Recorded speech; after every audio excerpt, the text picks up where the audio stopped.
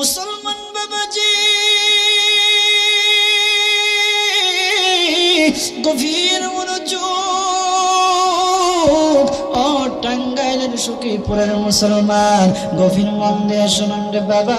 খলিফাতুল মুসলিমিন ওমর রাদিয়াল্লাহু তাআলা আনহুর এই তালিম শুনে, কথা শুনে যুবকটা মসজিদ থেকে বের হলো, বাড়ির উদ্দেশ্যে রওনা করবে। প্রতিমধ্যে একজন মেয়ের সাথে তার সাক্ষাৎ হয়ে গেল। মেয়েটা তার কিছুদিন ধরে মেয়েটা তার প্রতি আকৃষ্ট ছিল, মেয়েটা তার প্রতি আকর্ষণ ছিল। মেয়েটা তাকে একা পেল, তাকে ডাক দিয়ে ঘরের ভিতরে নিল, প্রলোভন দেখাইল, তাকে অফার করলো খারাপ কাজ করার জন্য। মুসলমান ভাইরা,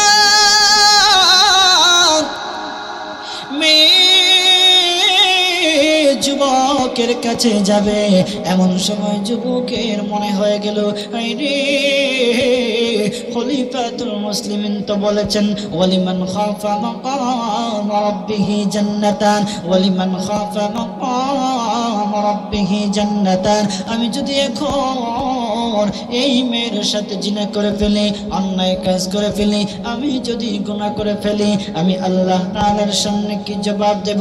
আমার আল্লাহ তো এই কাজের জন্য পাঠায় নাই। আমার আল্লাহ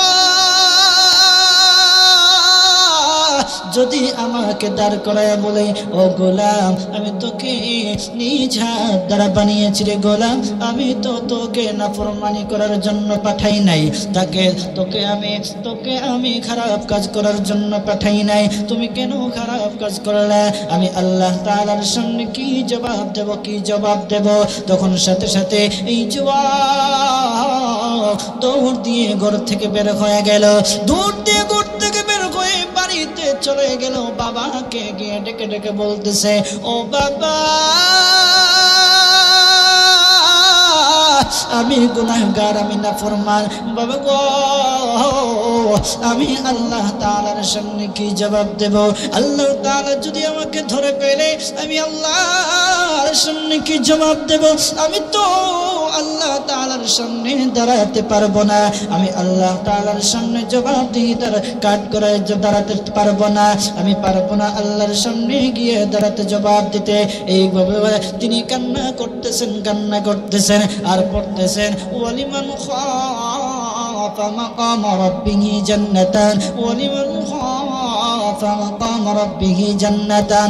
আল্লাহর বান্দা এই আয়াত তেলাওয়াত করতে করতে করতে করতে এক পর্যায়ে আল্লাহর বান্দা কলিজা ফেটে দুনিয়া ছেড়ে চলে গিয়েছে।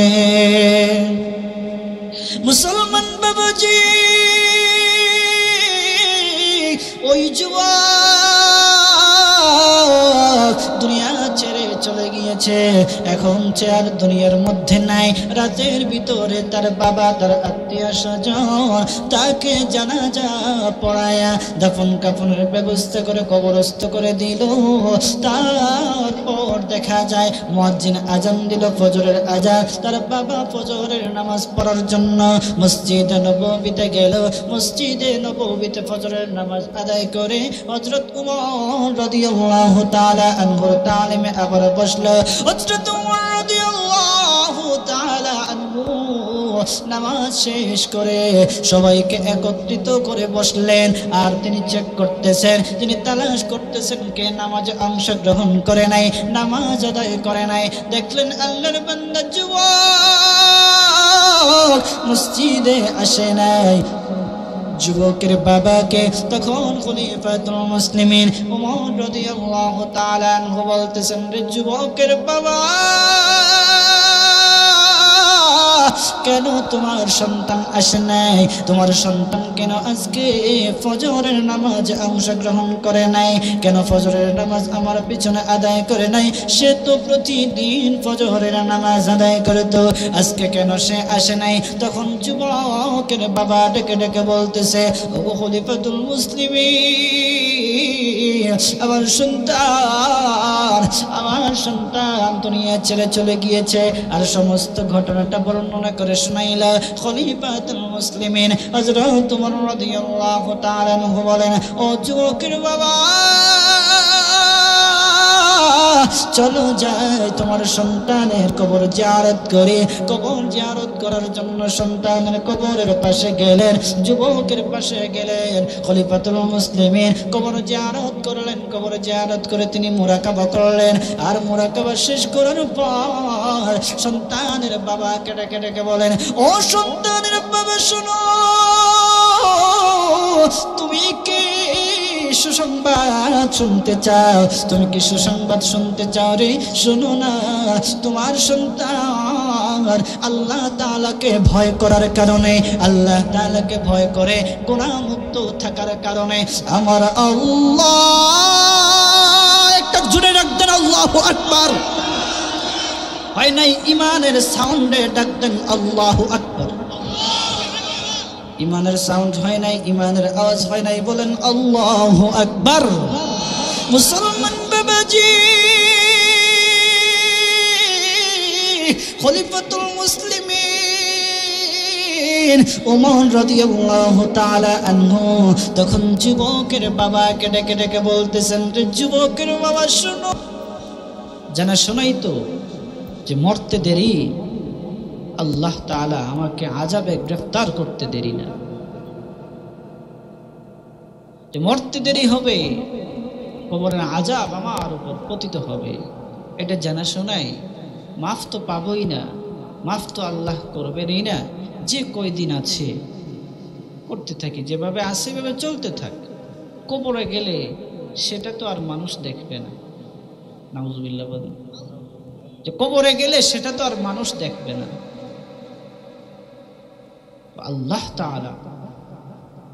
আল্লাহ তাআলা ওই সমস্ত বান্দাদেরকে সান্ত্বনা দেওয়ার জন্য, ভালোবেসে আল্লাহ তাআলার রহমত থেকে নৈরাশ না হওয়ার জন্য আল্লাহ তাআলা এই আয়াতখানা নাজিল করেছেন। আল্লাহ তাআলা বলেন, বিসমিল্লাহির রহমানির রহিম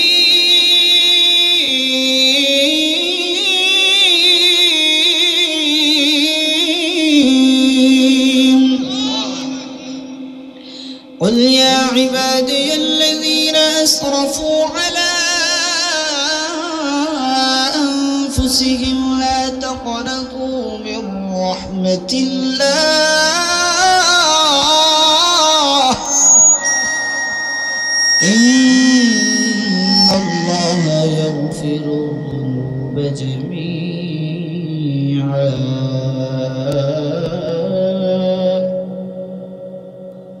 إنه هو الغفور الرحيم।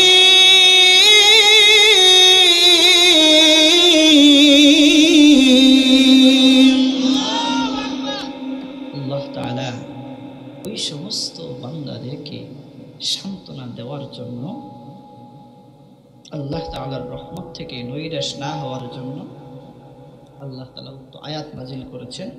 আল্লাহর হাবিবকে জানিয়ে দিয়েছেন, হে নবী আপনি বলে দিন, আমার বান্দাগণ যারা নিজের প্রতি অবিচার করেছ, তারা নফসের প্রতি জুলুম করেছ, তারা আল্লাহ তাআলার রহমত থেকে নৈরাশ হয়ো না, নিশ্চয়ই আল্লাহ তাআলা তাদেরকে মাফ করে দিবেন। উক্ত আয়াতে আল্লাহ তাআলা ইয়া ইবাদি, আমার বান্দাগণ বলে সম্বোধন করেছেন, আমার বান্দাগণ বলে সম্বোধন করেছেন। আমরা যে সমস্ত গুনার কাজ করি, আল্লাহ তাআলা যদি আমাদের প্রতি রাগান্বিত হতেন, আমাদের প্রতি যদি আল্লাহ তাআলা ফায়ার হতেন, তাহলে বলতেন, হে পাপিষ্ঠগণ, বলতে পারতেন কিনা? বলতে পারতেন না? আপনার সন্তানের প্রতি যখন আপনি রাগান্বিত হন, তখন আপনি কি বলেন? একটা গালি দিয়ে বলেন না? বলেন না? শয়তানের বাচ্চা বলেন না? গোলামের বাচ্চা বলেন না? বলেন কি বলেন না? কেন বলেন? রাগান্বিত হয়ে বলছেন, কারণ আপনারা অতিষ্ঠ করে পালাইছে, ঠিক কিনা? তো আল্লাহ তাআলা দেখেন কত মহব্বত করে বান্দাকে, কত ভালোবাসা বান্দাকে। আল্লাহ তাআলা বলছে, ইয়া ইবাদি, হে আমার বান্দাগণ। বান্দা সারা জীবন গুনাহ করতেছে, তারপরেও আল্লাহ তাআলা আয়াত নাজিল করে জানিয়ে দিয়েছেন, হে আমার বান্দাগণ। জোরে বলেন না আল্লাহু আকবার। হে আমার বান্দাগণ, যারা নিজের প্রতি অবিচার করেছো, অর্থাৎ যারা পাপ কাজ করেছো, এটা বলো। চাইলে বলতে পারতেন এই পাপিষ্ঠগণ, হে পাপিষ্ঠগণ বলতে পারতেন কি পারতেন না? আল্লাহ তাআলা এগুলা না বলে আল্লাহ তাআলা বলছে হে আমার বান্দাগণ, কত আদর করেছে, আমার বান্দাগণ বলে সম্বোধন করেছে। কতটুকু মহব্বত করলে, কতটুকু বান্দাকে ভালোবাসলে আল্লাহ তাআলা নিজের বান্দা বলে সম্বোধন করতে পারেন। আপনি আপনার সন্তান, আপনি আপনার নাতি নাতনিকে যদি মহব্বত করেন, যাকে বেশি ভালোবাসেন, তাকে কি বলেন? নানা ভাই, আমার দাদু ভাই বলেন না? আমার নাতি, আমার আদরের মায়ার ভালোবাসার নাতি বলেন না? তো কেন বলেন? যে মহব্বত করেছেন, তাকে বেশি ভালোবাসেন, তাকে বেশি আদর করেন। ঠিক তদ্রূপ ভাবে আল্লাহ তাআলার অসংখ্য অগণিত মাখলুকাত আছে, তাদেরকে কিছু না বলে আল্লাহ তাআলা আপনাকে, আমাকে, আমার মতো অধমকে, আপনার মতো গুনাহগারকে, আমার মতো জাহিলকে আল্লাহ তাআলা হে আমার বান্দাগণ বলে সম্বোধন করেছেন। একটা চিৎকার দিয়ে বলেন আল্লাহু আকবার। তারপরে আবার বলেছেন যারা নিজের প্রতি অবিচার করেছে। আর বলেন না যে এই পাপিষ্ঠগণ, যারা নিজের প্রতি, যারা পাপ কাজ করেছে, যারা কি করেছে?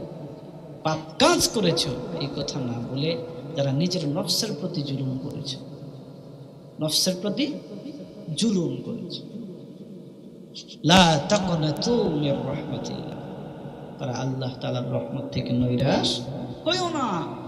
ইন্নাল্লাহা, নিশ্চয়ই আল্লাহ, ইন্না শব্দ ব্যবহার করেছেন এখানে, যে নিশ্চয়ই আল্লাহ তাআলা তোমাদেরকে মাফ করে দেবেন। এখানে নিশ্চয়ই বলেছেন। আপনি আপনার সন্তানকে ভালোবেসে, আপনি আপনার নাতিকে ভালোবেসে কি বলেন? যে দাদু ভাই তুমি একটা আবদার করছো, তোমার আবদারটা তো আমি ফেলে দিতে পারি না, বলেন না? আপনি যখন বাজারে যান, আপনার ছোট সন্তান বলছে বাবা তুমি আইসক্রিম নিয়ে এসো, চকলেট নিয়ে এসো, ললিপপ নিয়ে এসো। নাতি আবদার করছে দাদু ভাই আমি চকলেট খেতে চাই, চকলেট নিয়ে আসো, ডেরি মিল্ক নিয়ে এসো, বলে কি বলেন না? তো কি বলেন?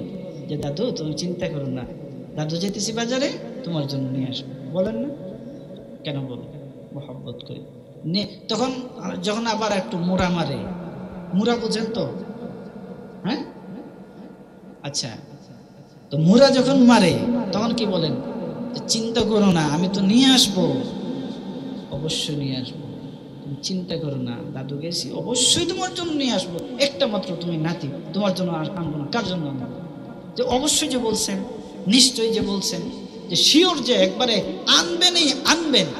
আল্লাহ তাআলা উক্ত আয়াতে ইন্না শব্দ দ্বারা নিশ্চয়ই বুঝিয়েছেন যে আল্লাহ তাআলা অবশ্যই অবশ্যই অবশ্যই আপনাকে, আমাকে, আমাদের সবাইকে আল্লাহ তাআলা মাফ করবেন। সুবহানাল্লাহ, কত দয়ার আল্লাহ, কত মায়ার আল্লাহ। আল্লাহু আকবার।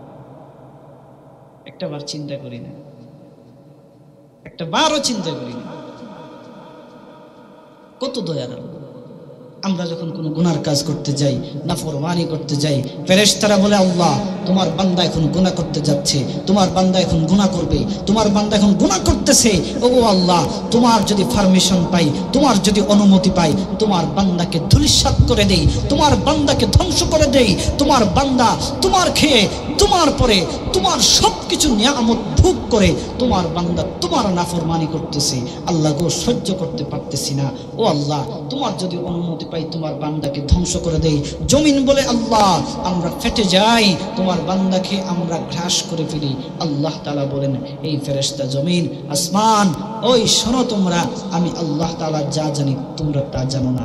আমি আমার বান্দাকে বড় মহব্বত করে বানিয়েছি, আমি আমার বান্দাকে বড় আদর করে বানিয়েছি, আমি আমার বান্দাকে নিজ কুদরতি হাত দ্বারা বান্দাকে বানিয়েছি।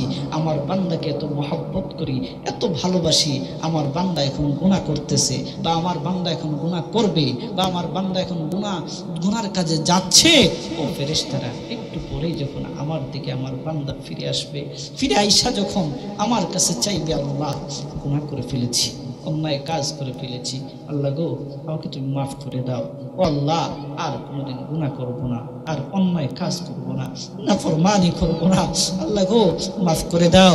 তুমি মাফ করলে আল্লাহ কেউ না করবে না, তুমি মাফ না করলেও কেউ কোনো বাধা দেবে না গো আল্লাহ, আর তোমার কোনো দিকে কমবেও না বাড়বেও না, আল্লাহ গো মাফ করে দাও। আমার বান্দা যখন এইভাবে আমার কদমে সিজদা দিয়ে কান্না করবে বা দুইটা হাত তুলে আমার দিকে ফিরে আসবে, আমার কাছে কান্না করবে, আমার এই বান্দা তার চোখের পানি নাকের আগায় আসার আগে আগে আমি আমার বান্দাকে আমার কুদরতি কুলে তুলে পিঠে হাত বোলাইয়া আর সব ফেরেশতাদেরকে সাক্ষী রেখে আল্লাহ তাআলা বান্দাকে বলবেন, বান্দা টেনশন করার কারণ নাই, আমি আল্লাহ আছি না, আমি তোর আল্লাহ আছি না, ও বান্দা যা, আমি আমার বান্দাকে মাফ করে দিই। আল্লাহু আকবার, কেমন দয়ার আল্লাহ, কেমন মায়ার আল্লাহ। এই জন্য আল্লাহর হাবিব হাদিস শরীফে বলছেন আল্লাহ তাআলা 100 ভাগ মায়া রয়েছে। কয়শো ভাগ? জোরে বলেন। এর মধ্যে আল্লাহ তাআলা 1 ভাগ মায়া সমস্ত জীবজন্তু চতুষ্পদ জন্তু জানোয়ারের প্রতি আল্লাহ তাআলা 1 ভাগ মায়া বিতরণ করে দিয়েছেন। এই জন্য সন্তান তার মার জন্য দরদ হয়, বাবার জন্য দরদ হয়, একজন আরেকজনকে মহব্বত করে ভালোবাসে, একজন আরেকজনের জন্য জীবনটা দিয়ে দেয়। আছে না নাই? আছে না নাই? একটা মা লঞ্চে অ্যাক্সিডেন্ট করলো, লঞ্চ ডুবে গেল, তার দুধের শিশু বুকে, সে চাইলে তার শিশুটাকে ফেলে দিতে পারত, কিন্তু না, তার আদরের মানিকটাকে বুকে আগলে রেখে বলতেছে আমি মারা যাব, তারপরেও আমি আমার এই সোনামণিকে কখনো ছাড়বো না। এই মা সহ সন্তান, মা একসাথে পানিতে ডুবে মারা গেল, সন্তানদের মা ছাড়বো না। যখন লাশটা উদ্ধার করলো তখন দেখা গেল যে বুকের মানিক বুকে আছে। এই যে সন্তানের জন্য মাটা জীবন দিয়ে দিল, এটা সামান্য একটু মায়া পেয়ে একজন আরেকজনের জন্য জীবন দিয়েছে। আল্লাহ তাআলার 99 ভাগ মায়া, আল্লাহর রাসূল বলেন আল্লাহ তাআলা 99 ভাগ মায়া নিজের জন্য রেখে দিয়েছেন। কেমন ভালোবাসেন বান্দাকে, বা চিন্তা করেন। 1 ভাগ মায়া থেকে যদি সামান্য পরিমাণ মায়া পেয়ে যদি আমরা একজন আরেকজনের জন্য জীবন দিয়ে দিতে পারি, আমার রবের তো 99 ভাগ মায়া নিজের জন্য রেখে দিয়েছেন। তো এখন বুঝেন যে 99 ভাগ মায়া পেয়ে আল্লাহ বান্দাকে কতটুকু মহব্বত করেন, কতটুকু ভালোবাসেন। চিৎকার করে বলেন না আল্লাহু আকবার। মুসলমান বাবাজি, গভীর মনোযোগ, আল্লাহ তাআলার 99 ভাগ মায়া নিজের জন্য রেখে দিয়েছেন। এই জন্য দুনিয়াতে বান্দা গুনাহ করে, নাফরমানি করে আল্লাহ তাআলা বান্দাকে কিছু বলেন না, বান্দাকে কিছু বলেন না। বান্দার জন্য আল্লাহ তাআলা অপেক্ষা করতে থাকে, কখন আমার বান্দা আসবে, আমাকে আইসা ডাক দিবে, আমি আমার বান্দার ডাকে 70 বার জবাব দান করব। সুবহানাল্লাহ। মুসলমান বাবাজি,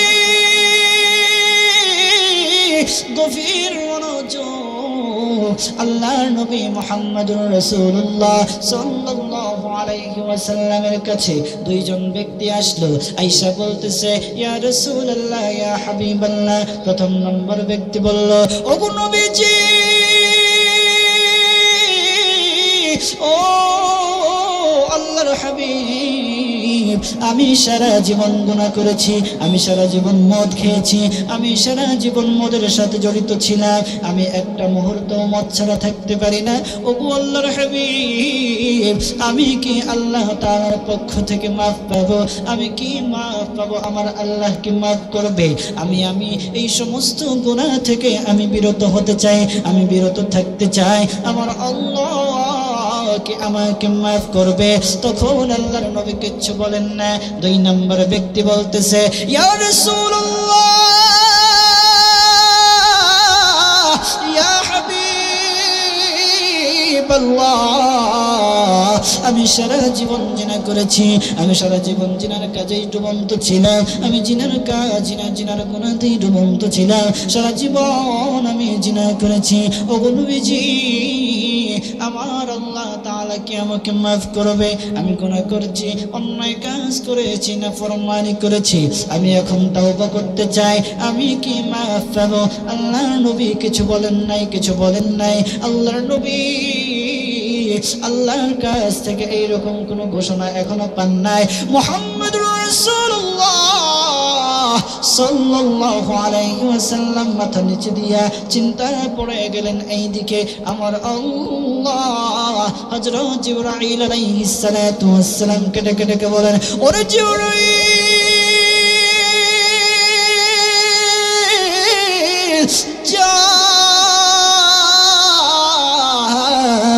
আমার বন্ধুর কাছে যাও, আমার বন্ধুকে গিয়ে সুসংবাদ জানায়া দাও, আমার বন্ধুকে গিয়ে আমার সালাম পৌঁছাইবা, আর এই আয়াতটা তুমি শোনায়া দিবা।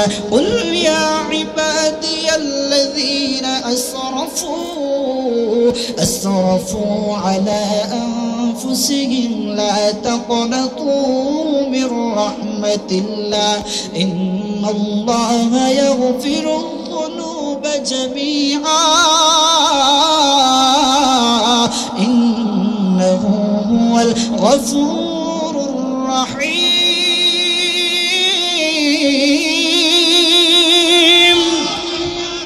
ও জিবরাইল,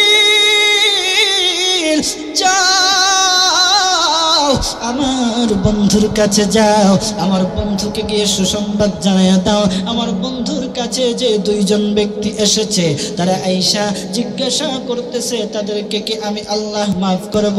আমার হাবিবকে এই আয়াতটা তুমি শোনায়া দাও, আমার হাবিবকে তারা এই আয়াতটা শোনায়া দাও, আর তাদেরকে বলতে বলো তারা যে গুনাহ করেছে, অপরাধ করেছে, অন্যায় কাজ করেছে, তারা যদি খালিস নিয়তে তওবা করতে পারে, তারা যদি আমি আল্লাহ তাআলার কাছে ওয়াদাবদ্ধ হতে পারে জিন্দেগিতে আর কোনো গুনাহ করবে না, আর কোনো অপরাধ করবে না, তখন আমি আল্লাহু আকবার, তখন আমি আল্লাহ আমি আমার বান্দাদেরকে মাফ করে দেব। জিবরাইল আলাইহিস সালাতু ওয়াস সালাম আল্লাহর নবীর কাছে আসলেন। আয়েশা আল্লাহর নবীকে সালাম দিলেন, আসসালাতু ওয়াস সালামু আলাইকা ইয়া রাসূলুল্লাহ, আসসালাতু ওয়াস সালামু আলাইকা ইয়া হাবিবাল্লাহ। ও নবীজি, আল্লাহ তাআলার পক্ষ থেকে সালাম গ্রহণ করুন, আর আল্লাহ তাআলা আপনাকে উক্ত আয়াত নাযিল করে দিয়েছেন, তাদেরকে আল্লাহ তাআলা সুসংবাদ জানিয়ে দিয়েছেন তারা যেন আল্লাহ তাআলার রহমত থেকে নৈরাশ না হয়, আল্লাহ তাআলার রহমত থেকে নৈরাশ না হয়, তারা যেন আল্লাহ তাআলার কাছে তওবা করে অনুতপ্ত হয়। এই কথা বলে জিবরাইল আলাইহিস সালাতু ওয়াস সালাম আল্লাহর নবীকে এই আয়াত শোনায়া দিলেন, কুল ইয়া ইবাদিয়াল্লাযীনা আসরাফু আলা আনফুসিহিম লা তাকনাতু মির রাহমাতিল্লাহ ইন্নাল্লাহা ইয়াগফিরুয যুনুবা জামিআ ইন্নাহু হুয়াল গফুরুর রহিম। জিবরাইল আলাইহিস সালাতু ওয়াস সালাম আল্লাহর নবীকে সুসংবাদ দিয়ে দিলেন, আল্লাহর নবীকে এই উক্ত আয়াত শোনায়া দিলেন। আল্লাহর নবী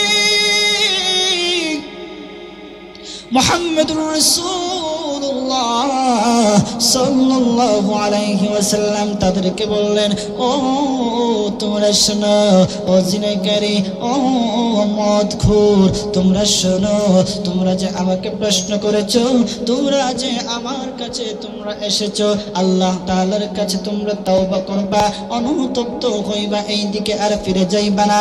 তোমাদেরকে আল্লাহ তাআলা একটা সুসংবাদ জানিয়ে দিয়েছেন, অতীতে তোমরা যা গুনাহ করেছো, অতীতে তোমরা যা নাফরমানি করেছো, তোমরা এখন যদি আল্লাহ তাআলার কাছে ওয়াদাবদ্ধ হতে পারো, তাওবা করতে পারো, ইস্তেগফার পড়তে পারো, সামনে আর কখনো কোনো গুনাহ করবা না, অন্যায় কাজ করবা না, আমার আল্লাহ তোমাদেরকে মাফ করে দিবে।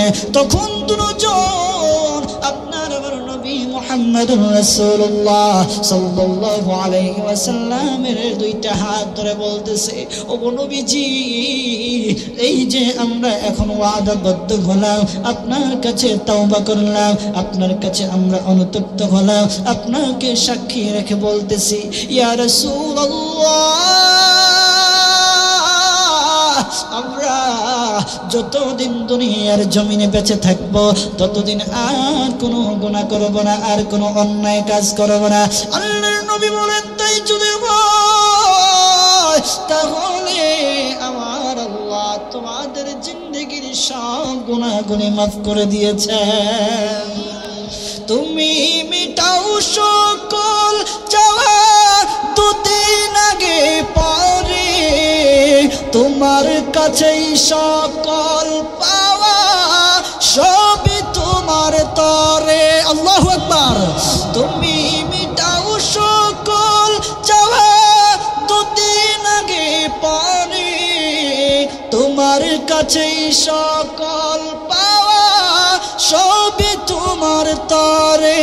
তোমার পথে চললে সবাই, তোমার পথে চললে সবাই আসবে যে সুদিন, তোমার দয়ায় পূর্ণ আমার সারা নিষেদিন। খারাপ লাগে? খারাপ লাগে? শেষ করে দেব? তাহলে আমার সাথে বলেন, তোমার দয়ায় পারো করতে মোচন অভাব দুঃখী লোকের, তুমি পরম মুক্তি দাতা মালিকে জগতের। আল্লাহু আকবার। তুমি পারো করতে মোচন অভাব দুঃখী লোকের, তুমি পরম মুক্তি দাতা মালিকে জগতের। তোমার কাছে চাই যে পানা, তোমার কাছে চাই যে পানা আমরা প্রতিদিন।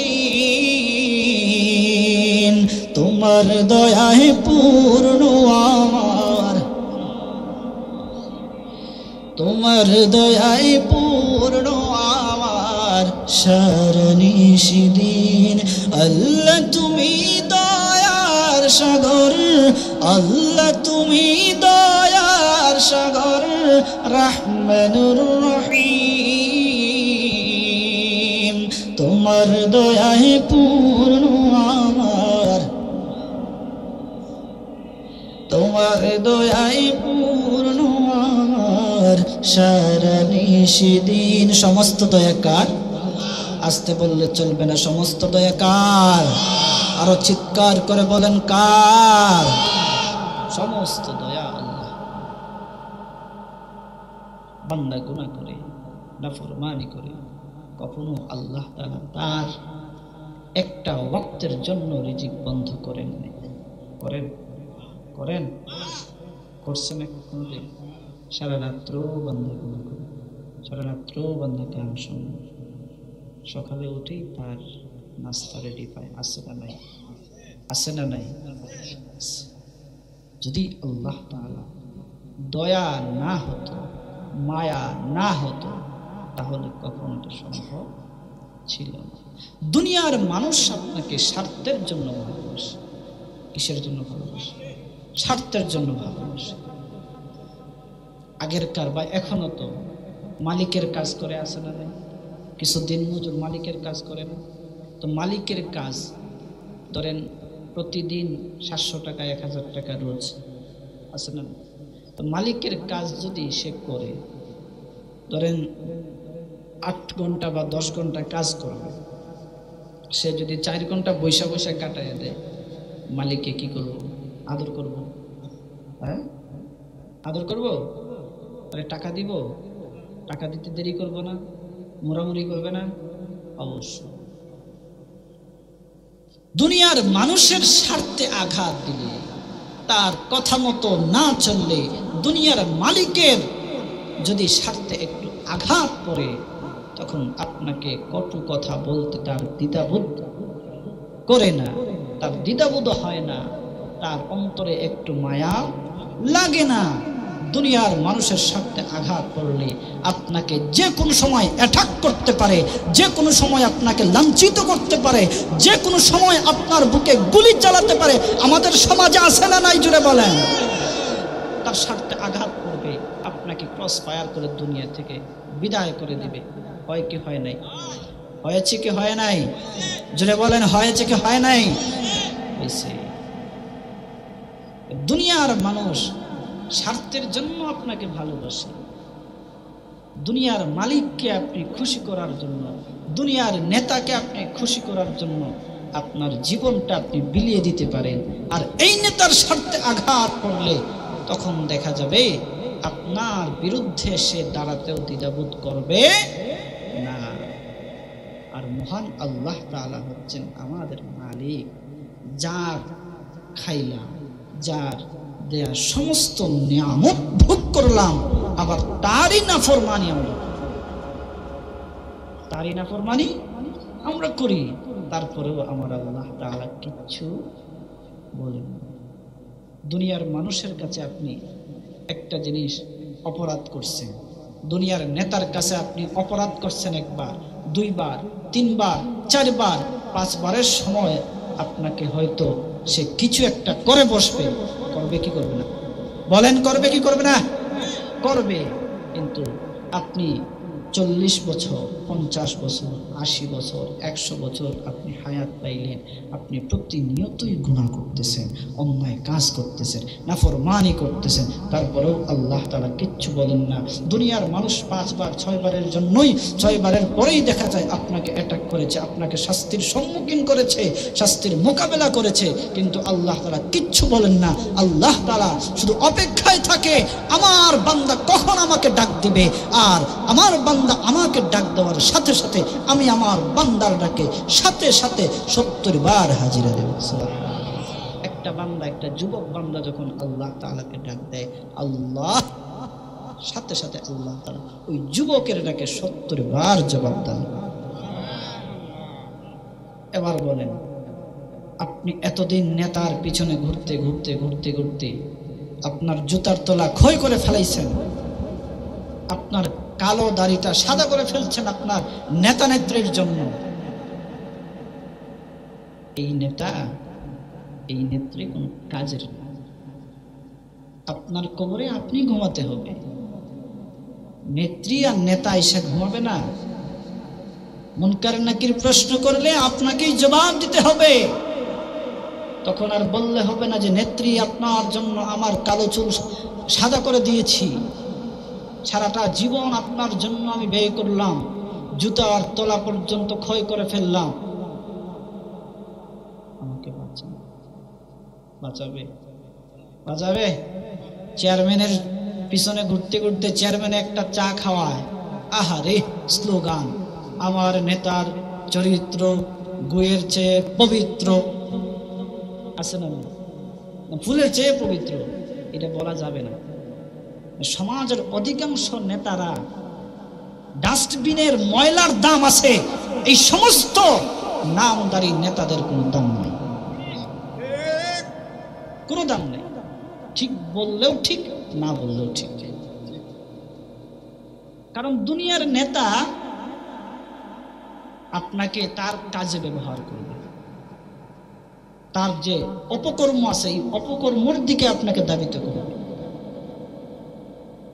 যখন তার স্বার্থ শেষ তখন আপনাকে ছুঁড়ে ফেলে দেবে। আছে না? বাস্তব প্রমাণ। হয়তো রাগ করতে পারেন যে হুজুর এগুলো বলার কি দরকার।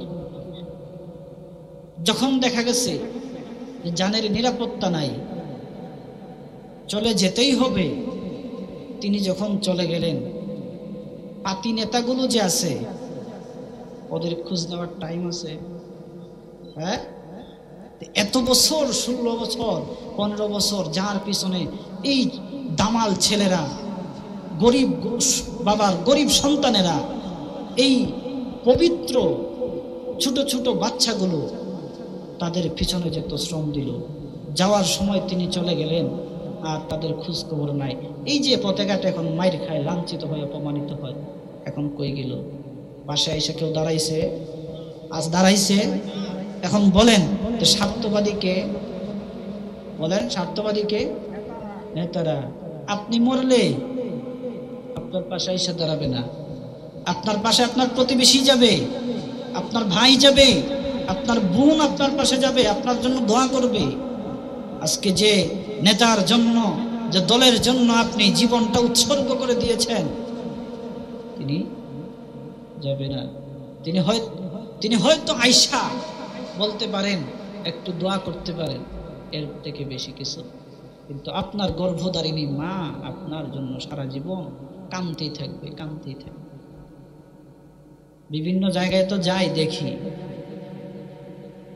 সন্তানেরা দলের জন্য এমন আছে মাইর খেয়ে মারাও গেছে, পাও একটা হারাইছে, এখন কান্না কান্না। কার জন্য? দলের জন্য। ওই এখন তার একটা অঙ্গ শেষ হয়ে গেল, এটা ফিরে আসবে? আসবে? এই জন্য পায়ে হাত দিয়ে বলে কি দরকার আছে? কোনো কাজের না, কোনো কাজের না। আপনার সন্তান কোমলমতি শিশুদের মগজ ধুলাই করে রাস্তায় নামাই দেবে, আর তাদের সন্তানগুলোকেই বিদেশে নিয়ে পড়ালেখা করে। আছে না ভাই? লাভ হলো কি? লাভ হলো কি? তাদের লাভ। লস গেল কার? আপনার। বলতেছিলাম, দুনিয়ার মানুষ স্বার্থের জন্য আপনাকে ভালোবাসে, দুনিয়ার মানুষ স্বার্থের জন্য আপনাকে ব্যবহার করে। আর যিনি আমাকে বানিয়েছেন, আপনাকে বানিয়েছেন, সবাইকে বানিয়েছেন, উনি কোনো স্বার্থের জন্য ভালোবাসেন, বান্দাকে বড় আদর করে বানিয়েছেন, স্বার্থ ছাড়া বান্দাকে ভালোবাসেন। বলেন সুবহানাল্লাহ। শুধু যে দুনিয়াতেই ভালোবাসবেন বা দুনিয়াতেই যে ভালোবাসতেছেন এমনটা না। কাল কিয়ামতের কঠিন ময়দানে আপনি আমি যখন হাসরের ময়দানে আল্লাহর সামনে দাঁড়াবো, যখন কোনো বাঁচার উপায় থাকবে না, তখন আমার আল্লাহ তাআলা আরশের মধ্যে আল্লাহ তাআলার দয়ার সাগরে জোশ পয়দা হয়ে যাবে, উতলাই উঠে যাবে, ফেনা উঠে যাবে। আল্লাহ তাআলা তখন বান্দাকে কোনো না কোনো উসিলা দিয়া আল্লাহ তাআলা বান্দাকে জাহান্নামের খাতা থেকে, জাহান্নামীদের লিস্টি থেকে বান্দার লিস্টি কাটা দিয়া, বান্দার নাম কাটা দিয়া জান্নাতীদের খাতার লিস্টির মধ্যে তার নাম উঠাই দেবে। সুবহানাল্লাহ। এজন্য মুফাসসিরিনে কেরাম কয়েকটা অভিমত করেছেন যে কিভাবে আল্লাহ তাআলা বান্দাকে মাফ করবেন, কিভাবে বান্দাকে, কোন ওসিলায় বান্দাকে আল্লাহ তাআলা মাফ করে জান্নাতে পাঠিয়ে দিবেন, জান্নাতে দিয়ে দিবেন। মুফাসসিরিনে কেরাম কয়েকটা অভিমত করেছেন। এর মধ্যে একটা অভিমত হলো আল্লাহ তাআলা বান্দাকে ডাকবেন, একজন বান্দাকে ডাকবেন, ইনতলিকু বিআবদ।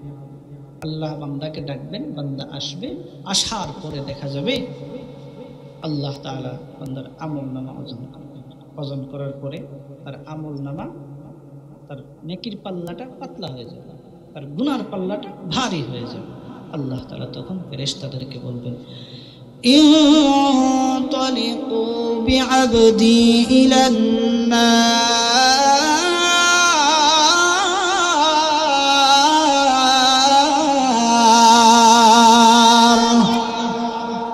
মুসলমান বাবাজি, আল্লাহ তাআলা বান্দার আমলনামা যখন ওজন করবেন, বান্দা জাহান্নামী বলে বিবেচিত হয়ে যাবে। ফেরেশতাদেরকে বলবেন, ফেরেশতারা রে, আমার এই বান্দাকে তোমরা জাহান্নামে নিয়ে যাও। বান্দাকে যখন জাহান্নামের দিকে নিয়ে যাওয়া হবে, তখন বান্দা আল্লাহ তাআলাকে বলবে,